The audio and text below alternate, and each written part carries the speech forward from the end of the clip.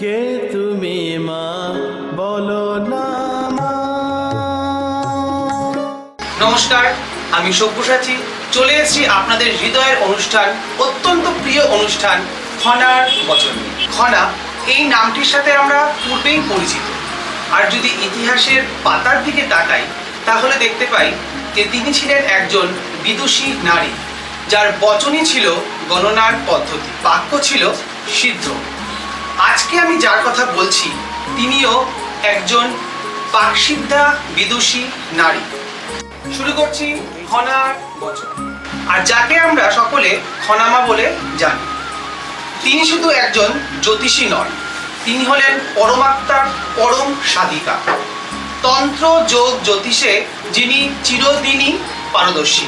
ভক্তদের মঙ্গলের জন্য প্রতি শুভ যোগে খনামা ব্রহ্মময়ী তপস্যা, বসুন্ধরা তপস্যা, শিব অভিষেক, উগ্রতারা, দশমহাবিদ্যা, অর্ধনারীশ্বর, পারিজাত নীল সরস্বতীর মহা হোমযজ্ঞ করে থাকেন।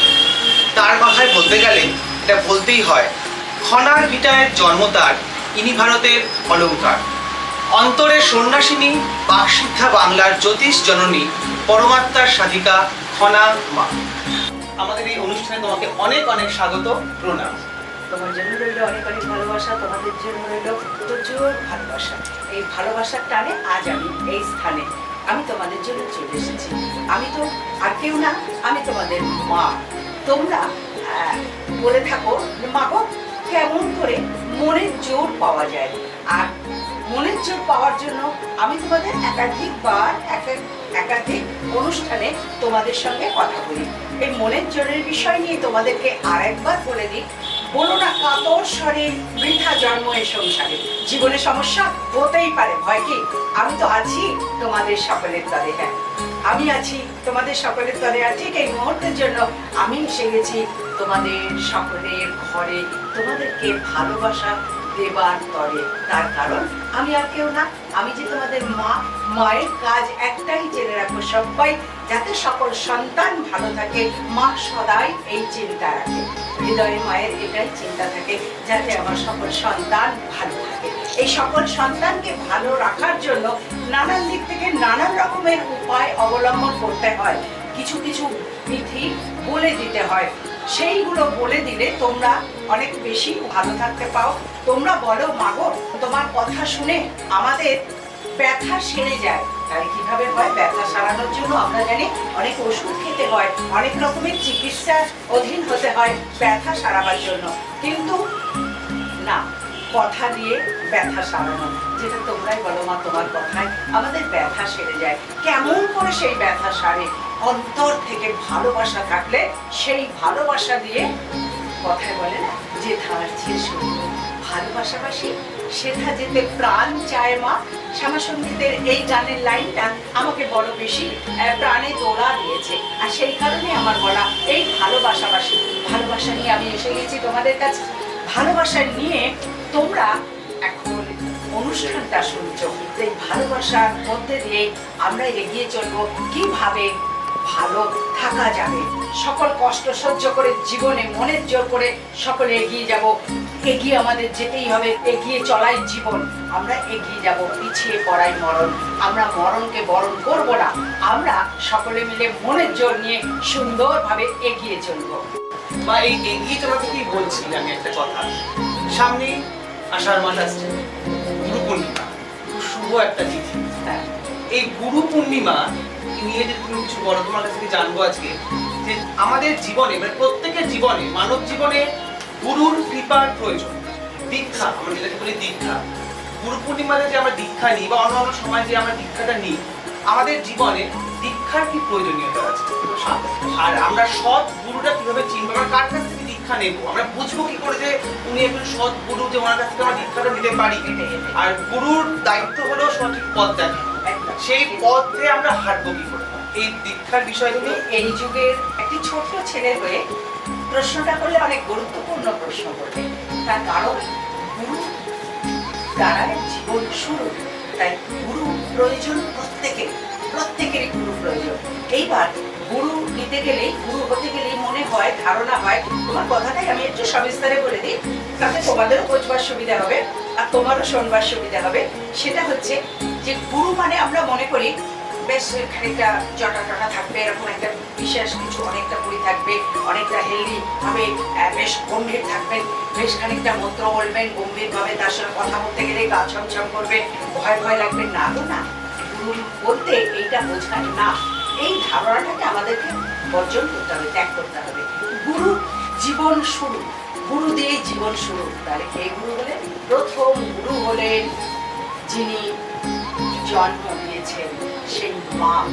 মা হলেন প্রত্যেক সন্তানের জীবনের প্রথম গুরু। নারী পুরুষ নির্বিশেষে সকলে মিলে গর্ভধারিণী মাকে ভালোবেসে গুরু জ্ঞানে যদি শ্রদ্ধা রাখো তাহলে জীবন অবশ্যই সুন্দর চলবে। দেখো, আমরা যতজন মানুষকে, মহিষী নারীদের দেখেছি, পুরুষদের দেখেছি, তাদের জীবনী পড়েছি, জেনেছি, তারা মাতৃভক্ত।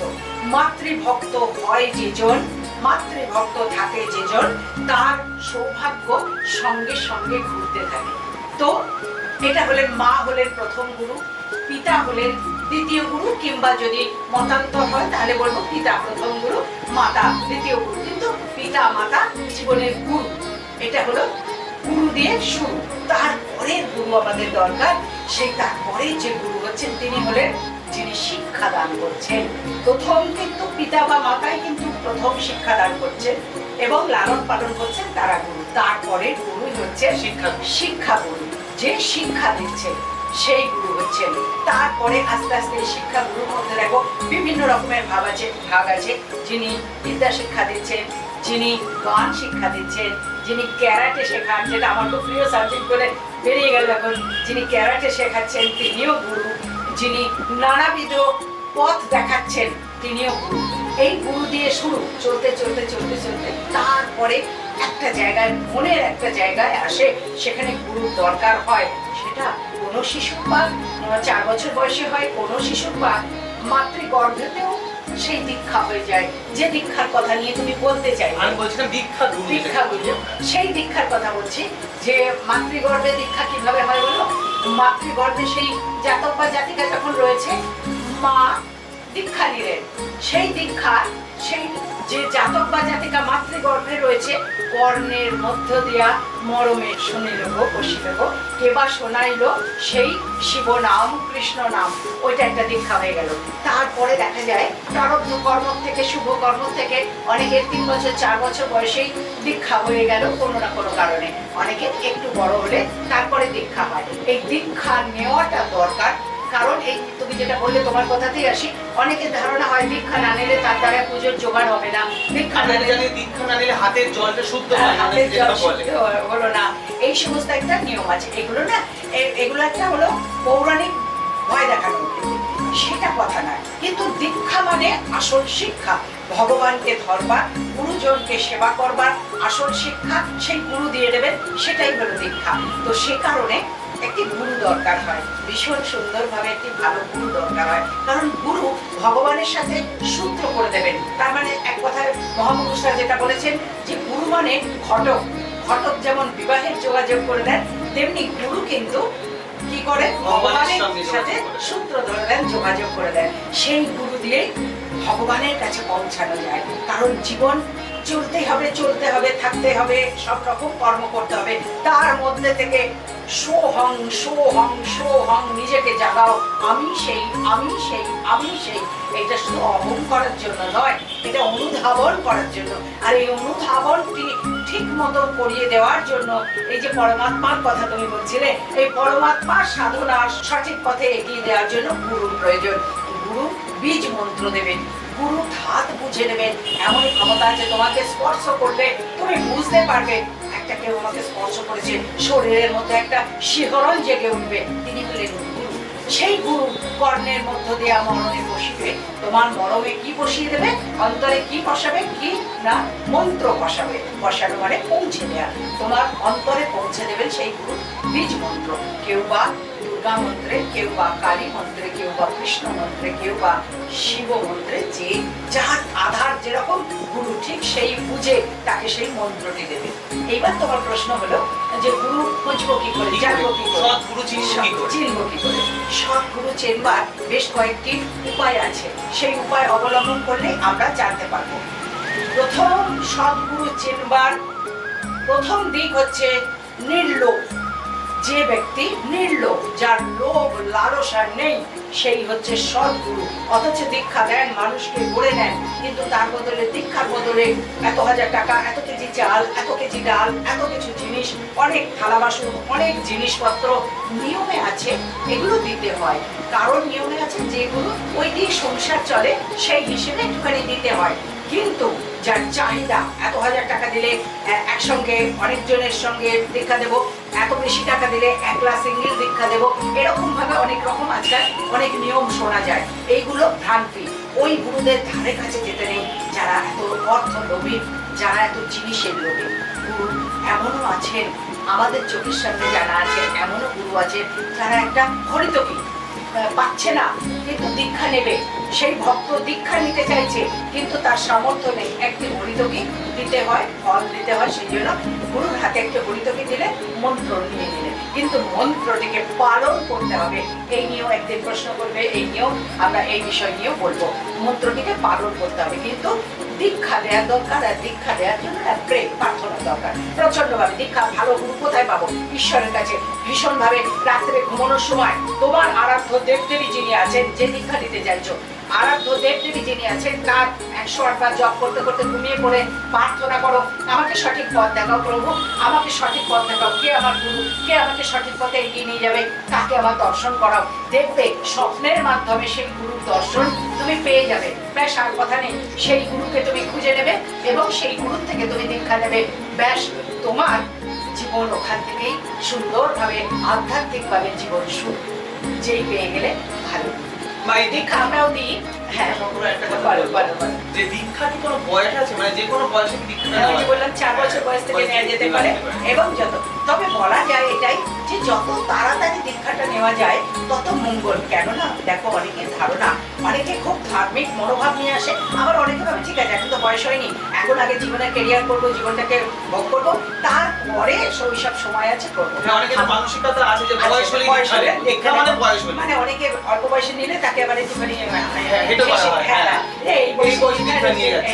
কিন্তু ভেবে দেখো যে করোনার কথা, বিগত এই 19 সাল 20 সাল 21 সাল আমরা কিভাবে কাটালাম একবার চিন্তা করে দেখো। সেই সময় যারা দীক্ষা নিয়েছে, যারা করোনা ভোগেতে চলে গেছে, কিছু করার নেই, আমরা সবাই দুঃখিত, কিন্তু এটা ভাববে একটু মনটা শান্তি হবে, কিন্তু দীক্ষা নিয়েছিল, এত দীক্ষা নেওয়া হয়ে গেছিল, যদি দীক্ষা নেওয়ার পরেও তার কাছে পৌঁছেও যেতে হয়, তাতেও আর কোনো ভয় থাকে না। তার কারণ হচ্ছে আমার যে ধর্মের ধ্বজা ধরা রইল, ধর্মের ধ্বজা ধরা রইল। কিভাবে ধরা রইল? আমি গুরুর থেকে দীক্ষা পেয়েছি, সেই মন্ত্র পড়ছি, তারপরে জীবন মৃত্যু পায়ের ভৃত্য চিত্ত ভাবনাহীন, যখন যেখানে থাকবো, মৃত্যু যদি আসে তো আমাকে নিয়ে চলে যাবে তার পাশে, তার কাছে।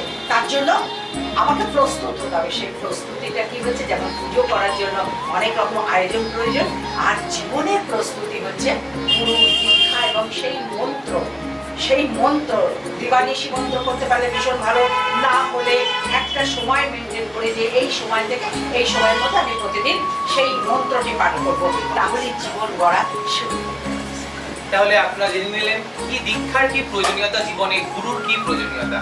এরকম আমার মতো আপনাদেরও প্রশ্ন ছিল যে কোথা থেকে দীক্ষা নেব, কিভাবে দীক্ষা নেব, কিভাবে গুরু চিনব, দীক্ষার কেন প্রয়োজন জীবনে, সেটা মা সুন্দর করে আমাদের মধ্যে বলে দিলেন। আরেকটা জিনিস জানিয়ে রাখি, মার প্রতিষ্ঠিত একটা আশ্রম রয়েছে যার নাম বড়নগর শ্রী শ্রী রামকৃষ্ণ সারদা মা দিগদর্শন আশ্রম। এই আশ্রমে দীক্ষাদান, পুজো পাঠ ছাড়া বিভিন্ন অনুষ্ঠান, ধর্মীয় অনুষ্ঠান সারা বছর ধরে চলতে থাকে। মা এই আশ্রম সম্পর্কে তুমি দু চার কথা বলো। একদম একদম তোমাদের সবাইকে বলে দিচ্ছি।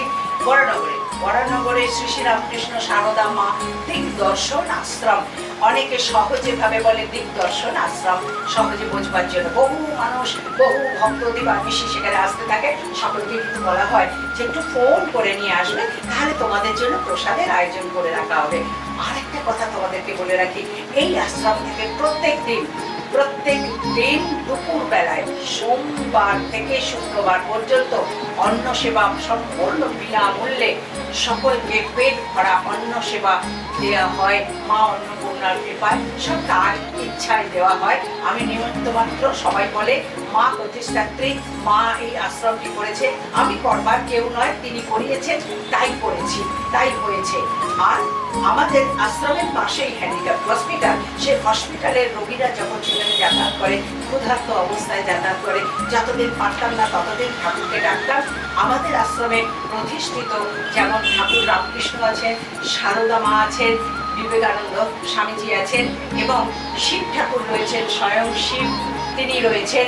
আর হরিদ্বার থেকে এসেছেন সেই শিব ঠাকুর তিনি রয়েছেন। আর রয়েছেন বেনারস থেকে আগত আমাদের সংকট নাশিনী মা। এই সংকট নাশিনী মায়ের তপস্যা হয়েছে, একদিন বলবো সেই বিষয় নিয়ে। এখন একটু বলে রাখছি তোমাদের যে আবার আগামী 4 তারিখে, আমাদের এই গত সপ্তাহে 7 তারিখে হয়ে গেল সংকট নাশিনী মায়ের পুজো। আবার আগামী মাসে 4 তারিখে, জুন মাসের 4 তারিখে আমাদের সংকট নাশিনী মায়ের পুজো। এই সংকট নাশিনী মায়ের পুজোতে তোমাদেরও সবাইকে বলছি, তোমরাও সুযোগ সুবিধাকে প্রতি মাসে একটি করে মঙ্গলবার সংকট নাশিনী মায়ের পুজো হয়। মা ইচ্ছা পূরণের জন্য এখানে এসেছেন। সেই ইচ্ছা পূরণ কিভাবে হয়, কেন হয় একটু বলে দিই। এই যে পুজোটা হয় এটি না বেনারসের কথা বলতে গেলে আর একটা কথা না বললে বেনারসের কথা, কাশী বিশ্বনাথের কথা অসম্পূর্ণ হয়ে যায়। সেটি হলো আমার ছোটবেলা থেকে দীক্ষা, স্বপ্নে দীক্ষা হয়েছে মহাযোগী তৈলঙ্গ স্বামীর কাছ থেকে। তিনি আমায় শিশুকালে দীক্ষা দিয়েছে। পিতা মাতা অনেক ছোটবেলায় হারিয়েছি, তাদের কাছে শুনেছি। আমার জন্ম ওই বেনারসে, তো ওই বেনারসে জন্ম, বেনারসে দীক্ষা। এবং সেই দীক্ষা নেওয়ার পর মাঝে মাঝে বেনারসে যাইতে গুরুর টানে, স্বপ্নে আদেশে গুরুর মন্ত্র পেয়েছি, সেই মন্ত্র টানে আমার জীবন শুরু। আমি সেখানে গিয়ে থাকি। এইবার একবার গিয়েছি বেশ কিছু বছর আগে, সেখানে সংকট নাশিনী মায়ের মন্দির আছে। সেই মন্দিরে গিয়ে ধ্যানস্থ অবস্থায় ছিলাম। সেখানকার যে প্রধান পুরোহিত তিনি কিছুক্ষণ আমাকে দেখার পর আমার কাছে এসে বললেন, মাতম তুমি আমাদের কাছে চলো, আমাদের গর্ভগৃহে একবারটি চলো, মায়ের নির্দেশ তোমাকে একবার গর্ভগৃহে যেতে হবে। কি কৃপা, কি কৃপা! মায়ের নির্দেশে গর্ভগৃহে যাওয়ার সুযোগ হলো। সেখানে গেলাম। সেখান থেকে মাতৃচরণে থাকা একটি শিলা মূর্তি আমার হাতে তারা দিলেন, দিয়ে বললেন এটি কলকাতাতে, আগে জেনে নিয়েছেন যে আমাদের আশ্রম কোথায়, তখন কলকাতায় বরানগর আশ্রমে এই মাকে তুমি প্রতিষ্ঠা করবে। আমাকে বলা হলো মায়ের নির্দেশ, মা সংকট নাশিনী মায়ের নির্দেশ।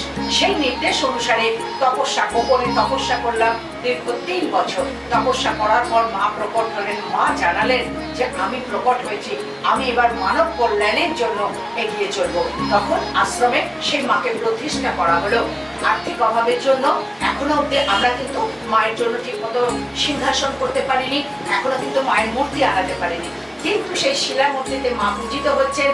প্রতি মাসের একটি করে মঙ্গলবার বহু ভক্তরা সেখানে আসে। খরচার কোনো কথা নয় যে বললাম অর্থের অভাব, কেন না, আমার তো চাহিদা নেই গো, আমার একটাই চাহিদা একটাই, শুধু ভক্ত চাই, মানে যাদের মনে ভক্তি আছে। তো তাদেরকে বলা হয় যে তোমরা এসো, ভক্তি নিয়ে এসো।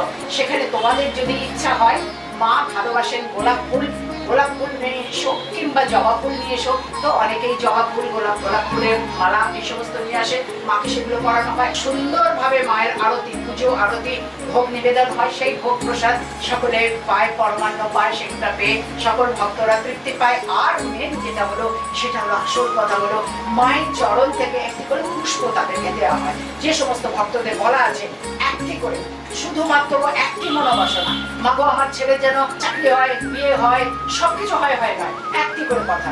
সকল মানুষের সংসার জগতে প্রত্যেকটা মানুষ ত্রিতাপ জ্বালায় চলছে, নানান রকমের সমস্যা আছে। এসো না, আমরা তো এমন মাকে পেয়ে গেছি যে মা আমাদের কৃপা করার জন্য কৃপা করে এসে গেছেন। সেই মা বলছেন একই করে, তোমার ছেলের কোনো প্রবলেম, কোনো সমস্যা, তোমার মেয়ের কোনো সমস্যা, একই সমস্যা, তোমার স্বামীর, তোমার পরিবারের কারো বা গৃহ নেই, কষ্ট পাচ্ছ, বিয়ের কথা বলো, কারো আর্থিক কষ্ট, আর্থিকের কথা বলো, যে কোনো একটা মনোবাসনা নিয়ে মায়ের কাছে আসবে, একটি পুষ্প দেবো, সেই পুষ্পটি কি করে ব্যবহার করতে হবে সে তখন আমি মাইকে বলে দিই, সবাই শুনে নেয়। সেই পুষ্পটিকে 1 মাস ধরে যেভাবে মন্ত্র সহ বলে দেবো সেই নিয়ম পালন করবে। পরের মাসে সেই পুষ্পটিকে আবার ফেরত আনতে হবে, শর্ত একটাই, জেনার প্রসঙ্গ, সেই পুষ্পটিকে ফেরত আনতে হবে, সেই পুষ্পটি আবার মাতৃচরণে অর্পণ করা হবে। তোমার সাধনার পুষ্প মাতৃচরণে আবার অর্পণ করা হবে।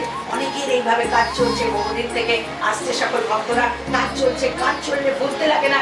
অনেকে অনেক কিছু মায়ের জন্য উপহার নিয়ে আসে, পুজো নিয়ে আসে, খুশি হয়ে নিয়ে আসে, প্রচুর জিনিস নিয়ে আসছে, মাকে দিচ্ছে, কেউ বস্ত্র পরাচ্ছে, কেউ গয়না পরাচ্ছে, যার যেমন খুশি করছে, কিন্তু মায়ের কোনো চাহিদা নেই। মায়ের যে দাস অনুদাস তারও কোনো চাহিদা নেই। আমি কিন্তু কাউকে বলি না একটা কয়েন হলেও দিতে হবে, তা কিন্তু নয়। তোমরা যা দিচ্ছ, মা চালাচ্ছেন, চলছে, এবং এর জন্য অর্থের বিনিময় নয়, শুধু ভক্তির বিনিময়। ভক্তি দাও আর মায়ের কৃপা নাও, এটাই আমাদের কথা। ভক্তি দাও, মাতৃকৃপা নাও। মার কৃপা নাও। মার কথা ধরে ফিরে আসি, আবার অনুষ্ঠানের একদম শেষের দিকে আমরা চলে এসেছি। তাহলে আপনাদের যদি মনে হয় জীবনে কোনো সমস্যা, যে সমস্যা থেকে মুক্তির লাভ খুঁজছেন কিন্তু মুক্তি পাচ্ছেন না, তাহলে একবার আসতে হবে আপনাদের দিগদর্শন আশ্রমে, শরণাপন্ন হতে হবে আমাদের খোনামার কাছে। মা সুন্দর করে বলে দিলেন সংকটনাশিনী মা, মার কিভাবে কৃপা আপনারা পেতে পারেন। যদি আপনাদের মনে হয় আপনারা অবশ্যই একবার আসুন বড়নগর শ্রী শ্রী রামকৃষ্ণ মানদমা দিগদর্শন আশ্রমে। আচ্ছা, এর মাঝে বলে রাখছি মাকে কবে কোথায় আমরা কখন পাচ্ছি। মাকে পাচ্ছি প্রত্যেক বুধবার বারাসাত যশোর রোড, হাটখোলা মোড়, পুরনো শিব মন্দিরের কাছে বিবেকানন্দ অ্যাপার্টমেন্টের 3 তলায়। প্রত্যেক শুক্রবার বোলহুগলি পেট্রোল পাম্প স্টপেজ, হ্যান্ডিক্যাপ হসপিটালের সামনে 28 নম্বর ঋষি অরবিন্দ সরণ। প্রতি শনিবার পাচ্ছি ঠাকুরিয়া 5 নম্বর কালীবাড়ি লেন, ঠাকুরিয়া কালী মন্দিরের ঠিক কাছে।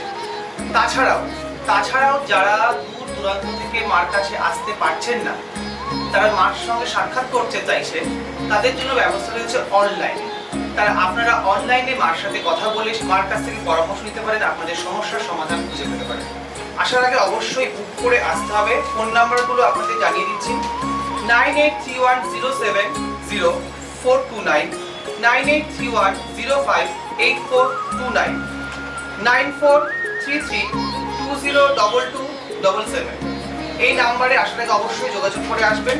আর এই নাম্বারে হোয়াটসঅ্যাপে মাকে অনলাইনের জন্য যারা বুক করে দেখাতে চাইছেন, এই নাম্বারে হোয়াটসঅ্যাপ করে মার সঙ্গে যোগাযোগ করতে পারেন। মানুষের জীবনের সমস্যা থেকে মুক্তি পাওয়ার জন্য খোনামা আরও একটি পথ আমাদেরকে দেখিয়েছে, সেটা হলো তার রচিত একটা বই, জীবন চক্রে জ্যোতিষ, প্রভাব ও প্রতিকার।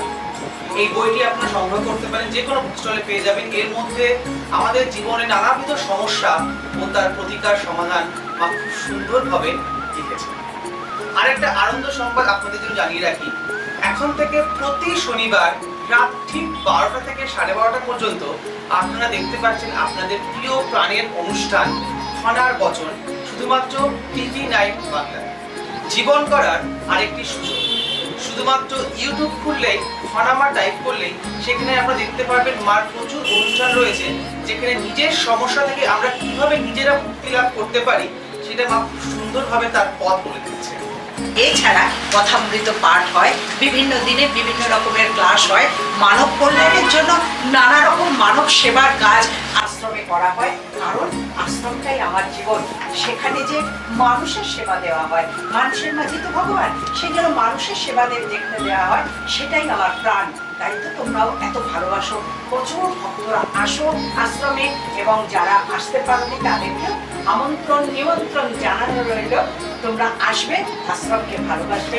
আশ্রমে আসলে নিজেদের মঙ্গল হবে। আর প্রত্যেকদিন দুপুরবেলা বিশেষ কোনো তিথি থাকলে কিন্তু সেটা বারণ থাকে, সেটা হয় না। তা না হলে যখন প্রসাদ বিতরণ হয়, অন্ন প্রসাদ দেওয়া হয় সকলের জন্য, তোমরা এসে নিজেরাও হাত লাগাতে পারবে। অনেক ভক্তরা করে কি নিজেরাও এসে কাজ শুরু করে দেয় আশ্রমে এসে, কারণ মানুষের কাজ, মানুষের সেবা দিতে সবাই চায়, সে কারণে। তাই তোমাদের সকলের জন্য বলা যে তোমরাও এইভাবেই পথ চলো, এইভাবেই দীক্ষা এবং শিক্ষা নিয়ে জীবনটিকে সুন্দরভাবে গড়ে তোলো।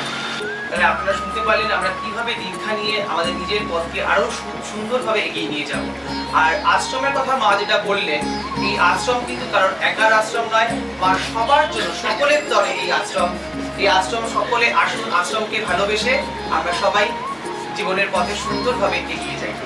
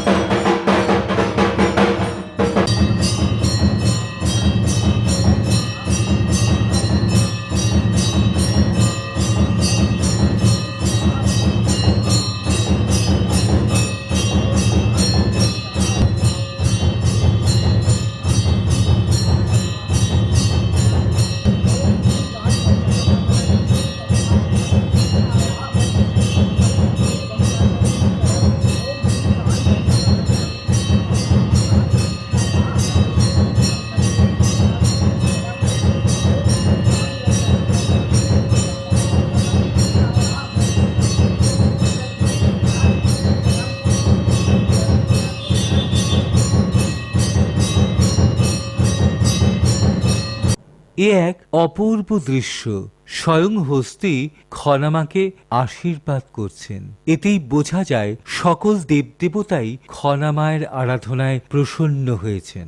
খনামা কিন্তু তাঁর গুরু তৈলঙ্গ স্বামীর আদেশ অনুসারে হোম, যজ্ঞ ও তীর্থ দর্শন করার পর জলে ভেসে তপস্যায় পূর্ণতা নিয়ে আসেন। হয়তো তৈলঙ্গ স্বামীর শিষ্যা বলেই খনামায়ের পক্ষে এত সহজ সাবলীলভাবে জলে ভেসে তপস্যা করা সম্ভব।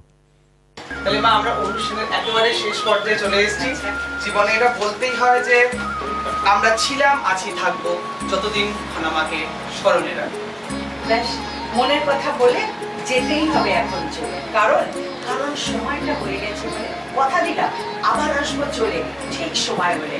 না কারণ কারণ তোমাদের ভালোবাসি বহু আশা নিয়ে আমি এলাম এই পৃথিবীতে। মানুষের মাঝে ভগবান আছে সেটি খুঁজে দিতে। তোমাদের সকলের চৈতন্য হোক, তোমাদের সকলের মঙ্গল হোক, মঙ্গলময় ঈশ্বর সদাই তোমাদের সঙ্গে থাকুন। তোমরা সকলে অনেক ভালো থাকো, অনেক ভালো থাকো, অনেক ভালো থাকো। ওম নমঃ শিবায়। তুমি মা